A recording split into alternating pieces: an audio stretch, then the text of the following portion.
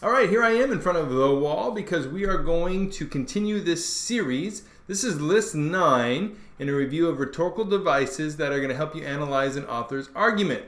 So these devices can help with questions on college level tests, whether it's a multiple choice like rhetorical analysis questions or in actually writing rhetorical analysis essays. Again, you should be aware of rhetorical devices and how they function because it helps you to figure out and analyze how that author puts together an argument to achieve his or her purpose, right? Remember, just because you know a bunch of rhetorical devices doesn't guarantee you're going to get a passing grade, because in a rhetorical analysis you have to identify the purpose and the audience and then talk about how the choices, whether they're rhetorical devices or other strategies, how those choices help the author achieve that purpose. Right? You can get a good score without specifically naming a bunch of rhetorical devices. And if all you do is name a bunch of rhetorical devices, you're not going to get a good score. Okay? You have to focus on the writing, what the author is doing to help achieve the purpose with the audience. So at the very least, right, these lists are going to give you an idea of the uses and the functions of rhetorical devices. You can see how the author is making rhetorical choices or using rhetorical strategies to develop their argument. So there are so many terms, right? In each of these lists, I've grouped them around common functions to hopefully make it a little more sensical on how they might be used rhetorically. I'm calling list 9 in other words to talk about devices that help authors say things in a different way. Sometimes an author doesn't want to be blunt or straightforward or just present the facts. Sometimes there are more abstract concepts that need to be expressed. So you're going to see a lot of terms that use figurative language or talking or identifying types of figurative language. So let's start there. So specifically number 97 is figurative language, right? This is an umbrella term for words that kind of are inaccurate. If you read them, to take them literally is going to be inaccurate. They are used to call to mind maybe sensations or responses that whatever is being talked about or described evokes in the mind of an audience. Figurative language is used to colorfully or artistically explain something, to draw comparisons to things, to sometimes explore complicated ideas or issues or situations. And there are many types of classifications of figurative language. You can find top 9, top 8, top 7. You Google it, you're going to get all kinds of different lists. But this list will go over several types of figurative language. Just to give some examples that you probably already know, metaphors and similes, imagery, personification, those are all types of figurative language, but we're going to talk about some other ones as well. Number 98 is eponym. Eponym is where you substitute the name of a famous person that's recognized for an attribute or a product or a thing, an idea. By their nature, they can border on cliche, but many times they're useful without seeming too obviously trite or overdone. Finding new or infrequently used ones is helpful or interesting sometimes, but it is difficult because there's the relationship between how well it's known and how much of your audience will understand what you're saying. If someone isn't widely known, the eponym is less effective. So many things we might not even be aware of are some of the eponyms that are out there. So for instance, right, sideburns were named after somebody. Graham crackers were named after somebody. If you think diseases like Parkinson's, where did they get that name Parkinson's? Well, it's named after somebody. It's an eponym.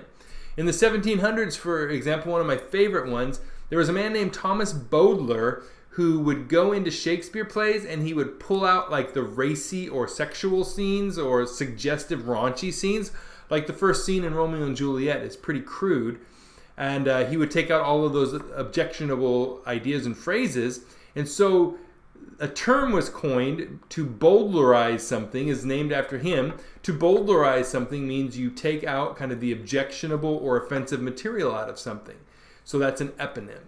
99 is euphemism. Euphemism is using mild words to substitute for an unpleasant or offensive word. Passing away or kicking the bucket, we know means someone died, but it's a softer way of saying that. Someone might say, I have to go to the powder room when they're going to the bathroom to do something that's not powdering their noses. You think about recently there was a reporter standing in front of a burning building, and the reporter said it's a mostly peaceful protest, and it was a big thing, a big stink about that, because here clearly he was in front of something that was beyond mostly peaceful, but he used the euphemism to kind of downplay the violence that were happening in the streets. 100, if I could have something to celebrate that, I would, but is idiom. Idioms are all over the place, and unless you know the idiom, what's being said might not make sense. Idioms are one of the reasons why people that are learning a new language and are in the culture sometimes have a hard time, because people will say things that are idioms, and to the learner of the language, they make no sense. They're a use of words or phrases that's peculiar to a given language, or an expression that cannot be translated into a second language. So saying things like it's raining cats and dogs, or little pitchers have big ears, can't be taken literally, but they make sense to convey an idea if you're part of the culture that developed them. In this case, raining cats and dogs means raining really hard. We know that. Little pitchers have big ears is that concept where little kids will oftentimes listen to what the adults are saying and are trying to absorb it. They're trying to kind of listen in on the conversation. And so adults might want to talk about some of the more sensitive and private things later, because little pitchers have big ears. We want to avoid idioms in a formal writing because the sayings actually belong to the culture and therefore aren't really our own thoughts or ideas. They become kind of a cop-out in formal writing. Number 101 is METANOIA. METANOIA qualifies a statement by recalling it or part of it, and then you express it in a better way. A milder way could be milder way, a better way, or even a stronger way. What it really is kind of like a self-correction immediately after something is said. We do this all the time when we're speaking, right? We'll say something like, hey, it's a good idea that you call your financial planner. Actually, you need to call and leave a message today. So that's metanoia, where I have self-corrected myself immediately after I said something. Now in writing, that's a little more deliberate. So that technique can be effective to seem more real or genuine because it kind of mimics how we speak regularly. We clarify over and over and correct what we say all the time. So in writing, right, this can seem thoughtful and reflective. Number 102 is metonymy.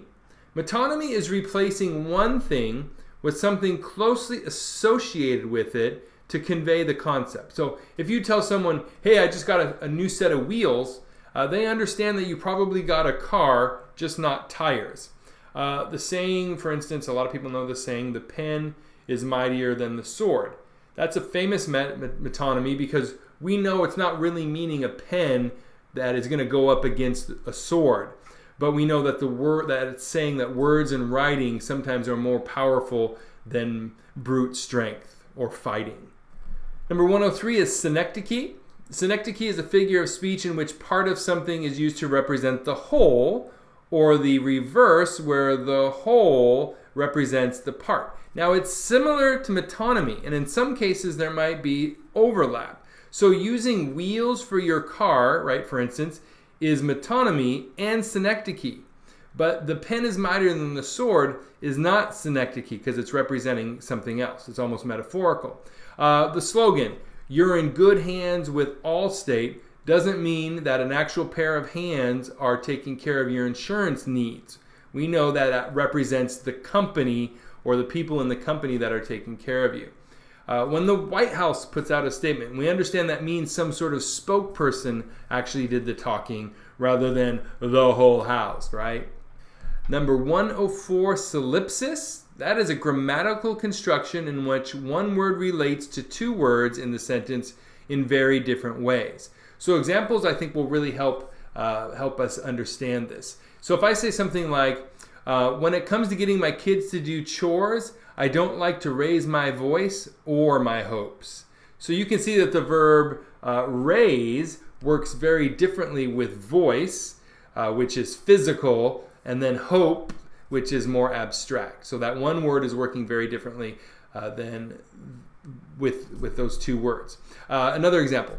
After the speaker stumbled over the carpet coming into the room, her nervousness then caused her to do the same thing with her words. So the word stumble is characterizing both the physical tripping over the carpet, but then also bumbling the words as she spoke. So there is list 9. That's it. It's a review of rhetorical devices about figurative language, and there are more, many, many more. But that's good for now, right? Check out the playlist for Advanced English to cover more rhetorical devices that will help you unlock how someone is putting together an argument in a speech or in writing. Hey, thanks for watching. We hope you feel a little smarter as a result of doing so. We would love it if you could subscribe to the channel. Here's the playlist of other rhetorical devices and advanced English items. And then a couple other playlists. That would be super cool if you could check it out. Maybe you'd be amused and could tell some friends. Until next time, take care.